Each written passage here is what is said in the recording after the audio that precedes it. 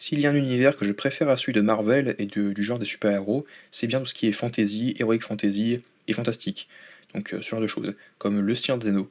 Après vous allez me dire, oui mais dans l'univers Marvel, il y a des arcs ésotériques, magiques, surnaturels, donc un peu comme Agatha All Along par exemple. Oui mais c'est vrai que c'est clairement en deçà, je trouve personnellement, même si encore une fois Agatha c'est un mauvais exemple, mais vous m'avez compris, voilà. Il y a quand même, même si j'ai apprécié plus ou moins la série, il y a quand même effectivement bah, globalement le côté magique et donc, fantastique et fantasy donc, du Seigneur des Anneaux, qui est quand même bien supérieur à Marvel de ce point de vue-là, selon moi. Et même le genre super-héroïque, bah, bien que j'aime beaucoup, bah, je préfère quand même le côté un peu magique du Seigneur des Anneaux. Du coup, aujourd'hui, on va parler donc des acteurs qui ont joué à la fois dans l'univers de Marvel et dans l'univers du Seigneur des Anneaux et du Hobbit, donc dans les films de Peter Jackson. J'ai regroupé 4 catégories. Donc il y a la communauté de l'anneau, il y a les elfes, il y a les hommes et il y a les autres.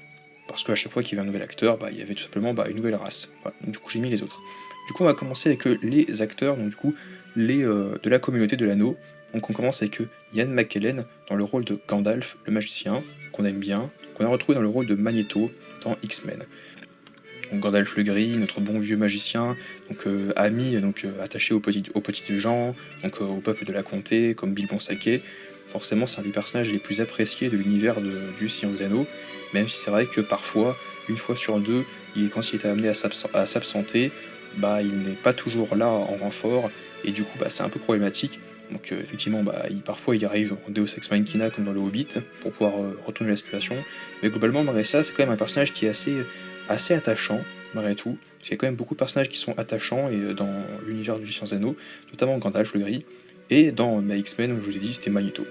Du coup, bah, on enchaîne directement avec Dominic Monaghan, donc, qui joue le personnage de Merry, donc Merry Haddock Brandbook, un des cousins donc, de Frodon, donc le cousin de Pipin, qui joue dans X-Men Origin Wolverine, dans le rôle de Christopher Bradley, alias Bolt, donc, qui faisait partie de l'escouade avec Wolverine, Deadpool, Dents de Sabre, le personnage de Will.i.am, etc. Bah, d'ailleurs, voilà, dans ce film bien nul.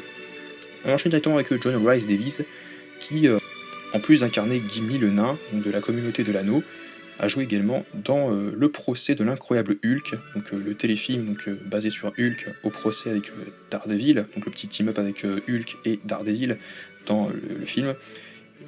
John Rhys Davies a joué donc Wilson Fisk, alias le Caïd, mais personnellement je pense pas qu'on...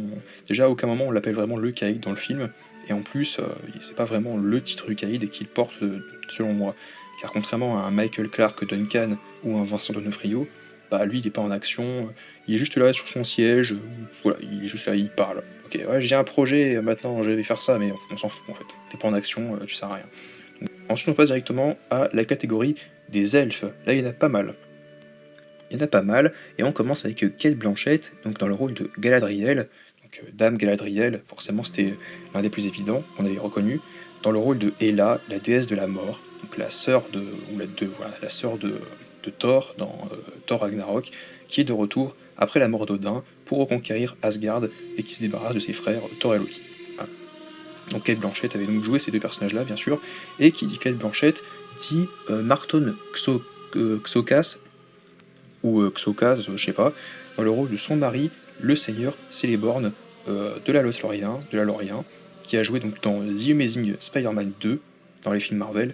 Il joue le docteur Kafka, donc celui qui s'amuse à torturer Electro dans la suite de The Amazing Spider-Man, qui est donc présent. Il joue donc le mari de Galadriel, donc le seigneur Celeborn. Ensuite, nous avons Evangeline Lilly, qui est bien connue pour le rôle de Toriel dans les deux films Hobbit, La Désolation de Smaug et La Bataille des Cinq Armées. C'est le love interest du personnage de Killy. C'est un peu dommage parce que je trouve que même si ça a marché sur moi, le côté affect, donc de cette pseudo-romance avec Killy et Toriel, bah, je trouve que c'était pas trop développé, on les voit pas trop souvent ensemble. J'aurais voulu les voir en action tous les deux, faire face à des orques, donc ça se fait très brièvement, mais j'aurais voulu en voir plus.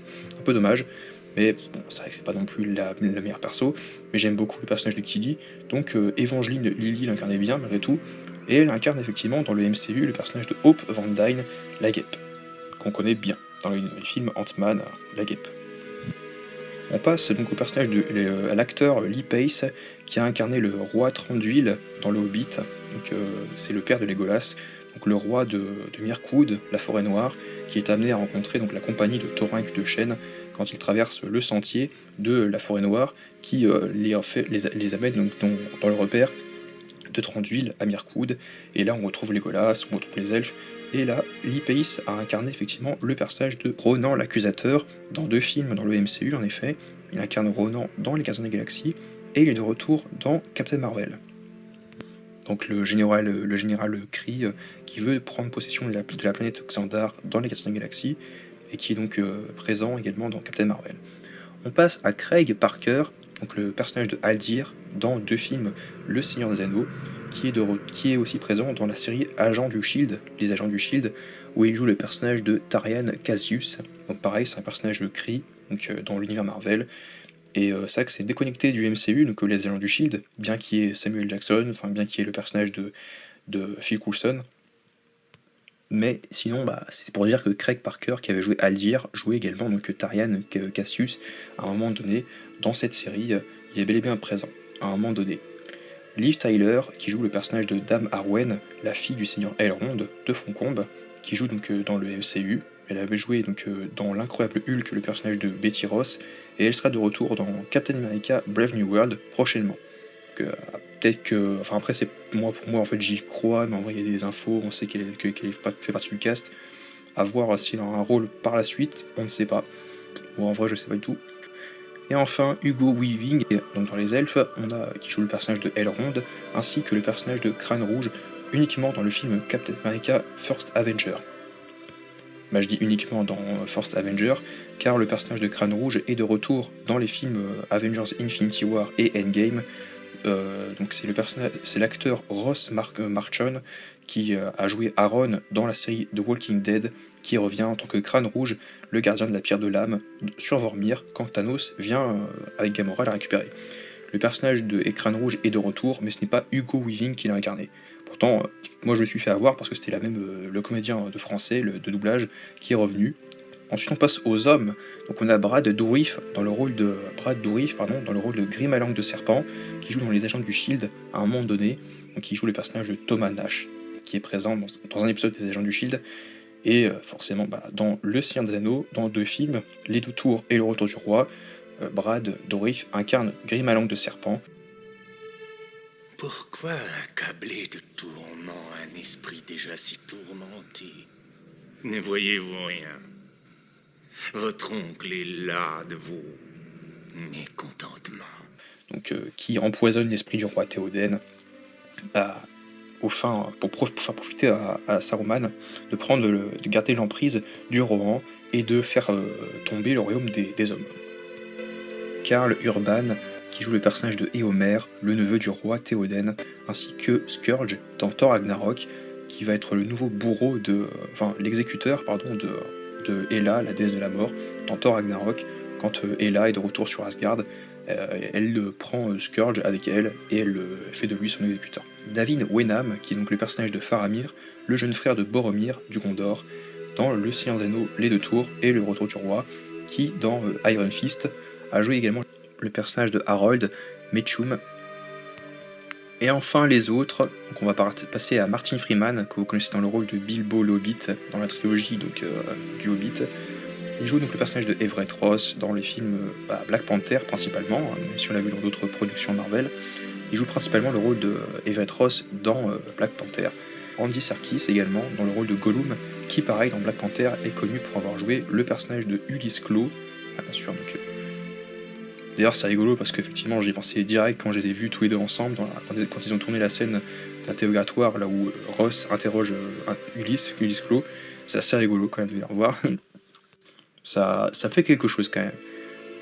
Richard Armitage dans Thorin, qui joue Thorin avec de Chêne, bien sûr, de la compagnie des nains dans le Hobbit, et il joue les personnages de Keynes Kruger dans Captain America First Avenger. C'est donc le fameux personnage qui a infiltré le Shield, alors qu'en réalité il faisait partie de Hydra. Et lui pareil, c'est pas forcément facile de le reconnaître. Benedict Cumberbatch, Smaug, le dragon, donc le dragon dans les films Le Hobbit, et qui joue le personnage de Doctor Strange. Forcément c'est vrai que j'avais déjà parlé de la voix de Benedict Cumberbatch, qui a vraiment une voix vraiment très que j'aime beaucoup quoi. Donc forcément le réécouter Smoke en VO, ça fait quelque chose quand même, ça donne les frissons. Donc, quand j'entends le I am a king under the mountain, c'est vraiment quelque chose, vraiment c'est assez incroyable. I am king under the mountain. Donc c'est vrai que c'est fascinant. Christopher Lee, donc là c'est vrai que ça va sûrement en étonner plus d'un, mais oui, Christopher Lee a joué dans un Marvel, en effet, vous voyez ici. Donc le personnage de Saruman le magicien, donc Saruman le seigneur donc d'Isengard, qui dans la trilogie Le Seigneur des Anneaux a trahi les siens pour se retourner donc du côté de Sauron, joue le personnage donc dans Captain America 2.